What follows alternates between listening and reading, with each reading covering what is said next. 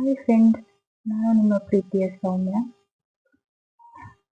ನಮ್ಮ ವಿಡಿಯೋ ನಿಮಗೆ ಇಷ್ಟ ಆದರೆ ಲೈಕ್ ಮಾಡಿ, ಕಮೆಂಟ್ ಮಾಡಿ, ಶೇರ್ ಮಾಡಿ ಫ್ರೆಂಡ್ಸ್, ಸಪೋರ್ಟ್ ಮಾಡಿ. ಇವತ್ತು ನಾವು ಮಾಡ್ತಾ ಇರೋದು ಕ್ಯಾಬೇಜ್, ಈರುಳ್ಳಿ ಮತ್ತು ಪಾಲಕ್ ಈ ಮೂರನ್ನು ಯೂಸ್ ಮಾಡಿಕೊಂಡು ಪಕೋಡನ ಹೇಗೆ ಮಾಡೋದು ಅಂತ ನೋಡೋಣ ಫ್ರೆಂಡ್ಸ್. ತುಂಬಾ ಟೇಸ್ಟಿಯಾಗಿರುತ್ತೆ. ಇದಕ್ಕೆ ತುಂಬ ಏನೂ ಐಟಮ್ಸ್ ಬೇಕಾಗಲ್ಲ. ಈ ಥರ ಕಟ್ ಮಾಡ್ಕೊಂಡಿರಬೇಕು. ಉದುರಿಗೆ ಇದನ್ನು ಕಟ್ ಮಾಡಿ ನಂತರ ಈ ಮೂರನ್ನು ಒಂದು ಪಾತ್ರೆಗೆ ಹಾಕಿಬಿಟ್ಟು ಇದನ್ನು ಸ್ವಲ್ಪ ಉಪ್ಪನ್ನು ಬೆರೆಸಿ ಈ ಥರ ಕಲಿಸ್ಬೇಕು.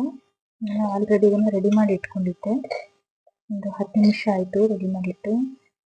ಉಪ್ಪನ್ನು ಹಾಕಿ ಇದನ್ನ ಮಿಕ್ಸ್ ಕೊಟ್ಟ ನಂತರ ಉಪ್ಪು ಹಾಕಿ ಮಿಕ್ಸ್ ಮಾಡಿದ ನಂತರ ಒಂದು 10 ನಿಮಿಷಕ್ಕೆ ಇದು ನೀರೆಲ್ಲ ಬಿಟ್ಕೊಳ್ತಾರ ಆಗುತ್ತೆ.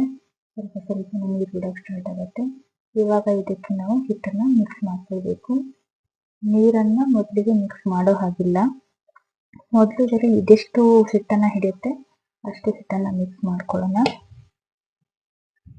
ಇದು ಬಜ್ಜಿ ಹಿಟ್ಟು. ಇದನ್ನು ಮೆಜರ್ಮೆಂಟ್ ಮಾಡಿಕೊಂಡು ಸ್ವಲ್ಪ ಇದಕ್ಕೆ ಇವಾಗ ಮಿಕ್ಸ್ ಮಾಡ್ತಾ ಹೋಗ್ತೀನಿ.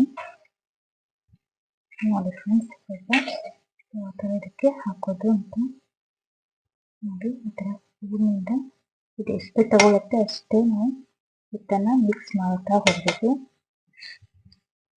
3 ಇಂದ 4 ಸ್ಪೂನ್ ಅಷ್ಟು ಹಿಟ್ಟನ್ನು ಹಾಕಿ ಮೊದಲಿಗೆ ಈ ಥರ ಹಿಟ್ಟನ್ನು ಹಾಕಿ ಮಿಕ್ಸನ್ನು ಮಾಡೋಣ ಫಸ್ಟಿಗೆ.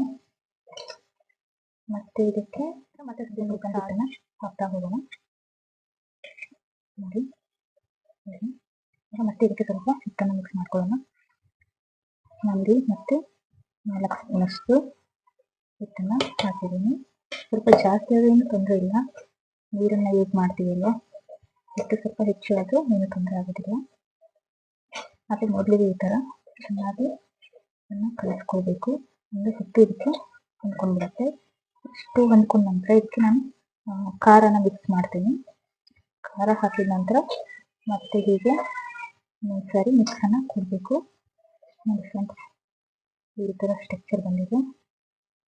ಉಂಡೆ ಪಕೋಡ ಮಾಡ್ತಾರಲ್ವ, ಉಂಡೆ ಪಕೋಡ ಮಾಡೋ ಥರ ಇವಾಗ ಅದು ಸ್ಟ್ರಕ್ಚರ್ ಆಗಿದೆ. ಇದಕ್ಕೆ ನಾನು ಖಾರನ ಮಿಕ್ಸ್ ಮಾಡ್ಕೊಳ್ತೀನಿ. ಖಾರ ಜಾಸ್ತಿ ತಿನ್ನೋರು ಜಾಸ್ತಿ ಯೂಸ್ ಮಾಡ್ಕೋಬಹುದು, ನಿಮ್ಮ ರುಚಿಗೆ ತಕ್ಕಷ್ಟು ನೋಡಿಕೊಂಡು.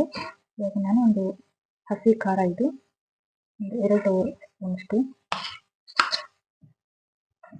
ಹಾಕ್ತಾ ಇರೋದು. ನೋಡಿ, ಸ್ವಲ್ಪ ಕಡಿಮೆ, 2 ಸ್ಪೂನ್ ಸ್ವಲ್ಪ ಕಡಿಮೆ ತಗೊಂಡಿದ್ದೇನೆ. ಇದನ್ನು ಮಿಕ್ಸ್ ಕೊಡ್ತಾ ಮತ್ತೆ ಇದಕ್ಕೆ 2 ಸ್ಪೂನ್ 8 ಸ್ಪೂನು ನಾನು ಹಿಟ್ಟನ್ನು ಹಾಕಿದ್ದೆ. ಇವಾಗ ಮತ್ತೆ 2 ಸ್ಪೂನ್ ಹಿಟ್ಟನ್ನು ಹಾಕಿ ಸ್ವಲ್ಪ ಈ ಥರ ಮಿಕ್ಸ್ ಕೊಡ್ತಾ ಇದಕ್ಕೆ ನೀರನ್ನು ಆ್ಯಡ್ ಮಾಡ್ತಾ ಹೋಗೋಣ. ಸ್ವಲ್ಪ ನೀರನ್ನು ಮಿಕ್ಸ್ ಮಾಡ್ತಾ ನೋಡಿ, ನೀರನ್ನು ಮಿಕ್ಸ್ ಮಾಡಿ ತುಂಬ ನೀರನ್ನು ಹಾಕೋದು ಬೇಡ. ಹಾಕೊಳ್ಳಿ, ಈ ಥರ ಮಿಕ್ಸ್ ಮಾಡಿ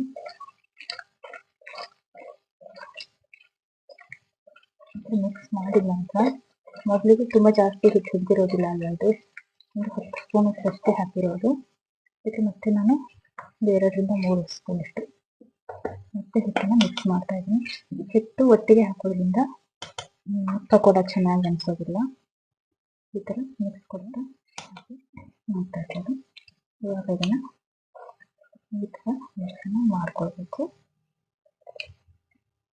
ಸ್ವಲ್ಪ ಇದು ಗಟ್ಟಿನೇ ಆಗಬೇಕು, ತುಂಬ ಸ್ಮೂತ್ ಆಗೋದು ಬೇಡ.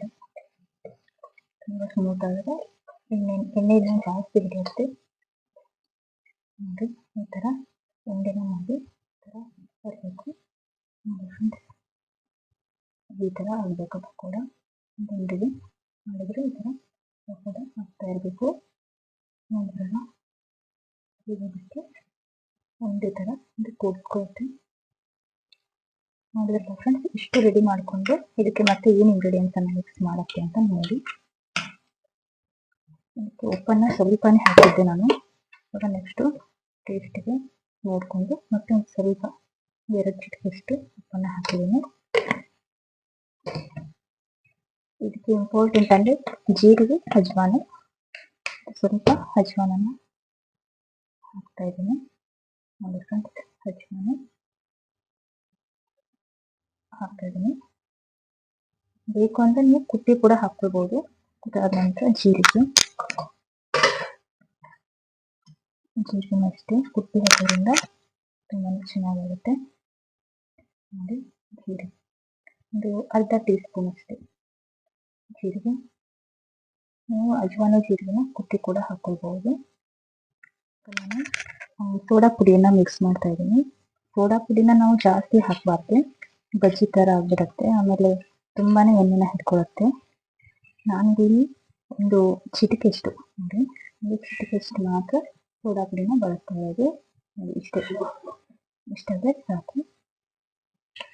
ಮತ್ತು ಅದನ್ನು ಇನ್ನೊಂದು ಸಾರಿ ಮಿಕ್ಸನ್ನು ಕೊಡಬೇಕು. ನೆಕ್ಸ್ಟ್ ಇದೊಂದು ಸಾರಿ ಮಿಕ್ಸನ್ನು ಕೊಟ್ಟರೆ ಒಂದು 10 ನಿಮಿಷ ಮತ್ತೆ ರೆಸ್ಟಲ್ಲಿಡೋಣ. ನೋಡಿ ಇವಾಗ ರೆಡಿ ಆಗಿದೆ. ಅದನ್ನು ಮತ್ತೆ ಒಂದ್ಸಲ ಥರ ಮಿಕ್ಸನ್ನು ಕೊಡಬೇಕು. ಸೋಡಾ ಪುಡಿ ಎಲ್ಲ ಹಾಕಿರ್ತೇವಲ್ಲ ಅದೆಲ್ಲ ಇದಕ್ಕೆ ಹೊಂದ್ಕೊಳ್ಳಿ ಅಂತ ಅಡ್ಜಸ್ಟ್ ಮಾಡಿ 10 ನಿಮಿಷ ರೆಸ್ಟಲ್ಲಿಡೋಣ. 10 ನಿಮಿಷ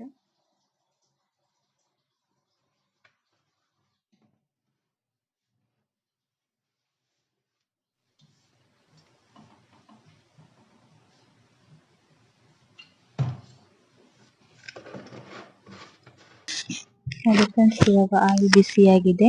ಇವಾಗ ಪಕೋಡ ಹಿಟ್ಟನ್ನು ರೆಡಿ ಮಾಡಿದ್ವಲ್ಲ ಇದನ್ನ ಇವಾಗ ಆಯಿಲಿಗೆ ಹಾಕ್ತಾ ಇದ್ದೇವೆ. ನೋಡಿ ಫ್ರೆಂಡ್ಸ್, ಈ ತರ ಚಿಕ್ಕ ಚಿಕ್ಕದಾಗಿ ಪಕೋಡನ ಆಯಿಲಲ್ಲಿ ಬಿಡಬೇಕು. ಆಯಿಲ್ನ ತುಂಬಾನೇ ಜಾಸ್ತಿ ಹೀಟ್ ಆಗೋ ತರ ಮಾಡಬಾರ್ದು. ಮೀಡಿಯಂ ಆಗಿ ಉರಿಯನ್ನ ಇಟ್ಟಿರ್ಬೇಕು. ನೋಡಿ ಫ್ರೆಂಡ್ಸ್, ಈ ತರ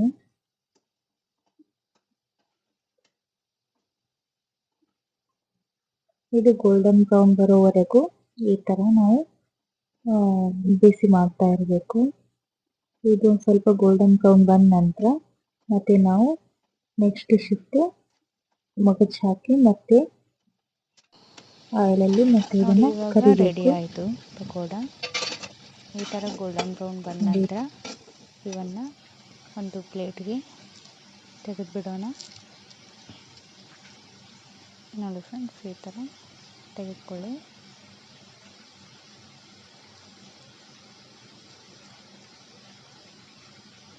ಇದಕ್ಕೆ ಗ್ರೀನ್ ಚಟ್ನಿ ಕಾಂಬಿನೇಷನ್ ಮಾಡಿ ತುಂಬಾ ಚೆನ್ನಾಗಿರುತ್ತೆ. ಪುದೀನ ಚಟ್ನಿನೂ ಇದಕ್ಕೆ ತುಂಬ ಟೇಸ್ಟ್ ಅನಿಸುತ್ತೆ ಫ್ರೆಂಡ್ಸ್. ನಾನು ನೆಕ್ಸ್ಟ್ ವಿಡಿಯೋದಲ್ಲಿ ಪುದೀನ ಚಟ್ನಿನ ಹೇಗೆ ಮಾಡೋದು ಅಂತ ನೆಕ್ಸ್ಟ್ ವಿಡಿಯೋದಲ್ಲಿ ಅಪ್ಲೋಡ್ ಮಾಡ್ತೀನಿ ಫ್ರೆಂಡ್ಸ್.